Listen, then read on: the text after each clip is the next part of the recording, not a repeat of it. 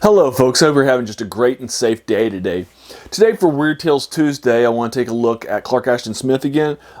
This work is published in his Penguin Classic collection. And basically the story I want to look at is Treader in the Dust, which I just finished a couple hours ago. And so I wanted to come here and do a quick little review for you, and then I'll save this review and put it up. I've got about 5 or 6 articles currently in line for my Weird Tales Tuesday that I've already reviewed or I've got slated ahead of this one. So I'll go ahead and do this. I got a Frank Belknap long one, and I've got some other ones I've already done. So this one probably won't be for about 4 or 5 weeks after I've recorded it at least. But I got a chance to review it and talk about it with you briefly. I did read a couple of other Clark Ashton Smith works that I hadn't read before. I'm not reviewing for you. I don't review every single work of every single author, right? There are some out there that I think may not necessarily always be the best, right? And my idea is to give you kind of the best. This story was written in 1935. The story that I also wrote was Mother of Toads, which I liked the cool idea, but I thought I felt it was overly sexualized. And I didn't like the woman character in it that much, so I'm not giving you that as a review. But anyway, this one I am, and I think it's a great story. I thought it was a lot of fun. I really enjoyed reading it. It feels very Lovecraftian. Clark Ashton Smith was a writer for Weird Tales, and some other places too. He would sometimes send his stories, but mostly for Weird Tales for about 7 years at basically its height. He was known as one of the 3 great writers for Weird Tales. The other 2 are R.E. Howard, creator of Conan for Weird Tales, and the other one's H.P. Lovecraft, the creator of the Cthulhu mythos, and the great horror writer. All 3 of them were friends and wrote together a lot, and they were big, giant epistolarians. And in particular, Lovecraft was an epistolarian, and all 3 of those wrote in the Cthulhu mythos as well. Clark Ashton Smith, in fact, is one of the first ones to do so. And so some of his earliest works were incorporated into the mythos by Lovecraft, who likes his deity, Cthagua, and brings that character into the mythos. So he has written a lot of stories that are in the mythos and that have a Lovecraftian feel, although some of them are more Clark Ashton Smith feeling with his dark humor, like the Tale of Satan Osiris, and I'm sure I mispronounced that.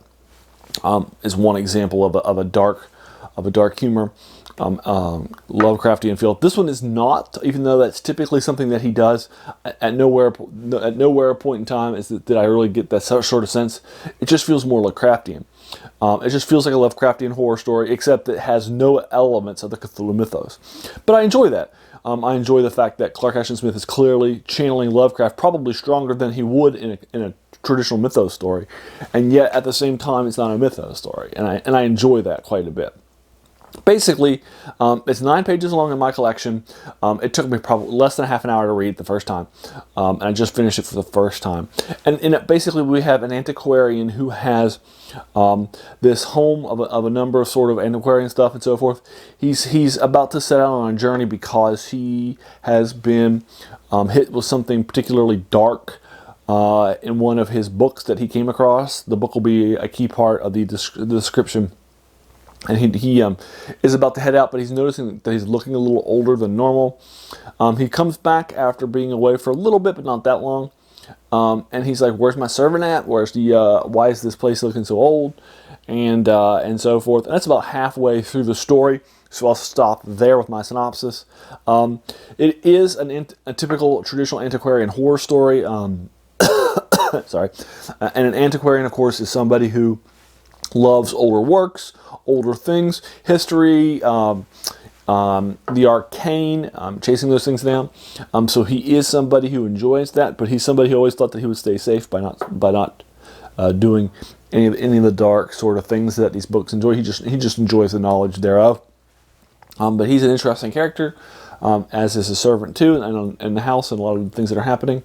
This dark book that's introduced, the Testament of a 13th century character that's about 1,000 years old. It's a little less than 1,000 years old. I guess you would be when you started to do the math. But this Old Testament book that was interpreted by this apostate monk who was Greek, and in the one older Greek that he's able to read. That testament is very much like Lovecraft and Cthulhu Mythos' Necronomicon, or other of these self-made books that are referenced as key parts of the story in the Cthulhu Mythos. So that's a key part of this story too, and you have, again, a character who could literally be lifted out of a Lovecraft story as your main point of view character. And what happens is definitely something that could be lifted straight out of the Cthulhu Mythos. So this story has a Lovecraftian feel to it, and yet at the same time it's very different. Now, I did a little bit of research on the story, read some reviews by folks that have talked about it. I haven't found a lot of reviews on it. It is one of the last stories he wrote in 35, near the end of of Clark Ashton Smith's fiction writing.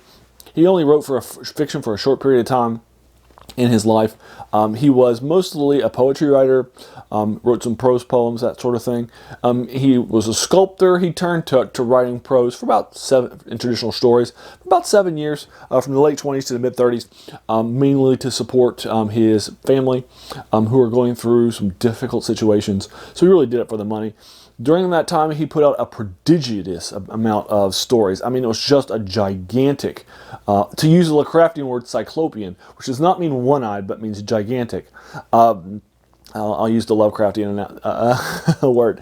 He put out a cyclopean, he's churning out more than one short story a month.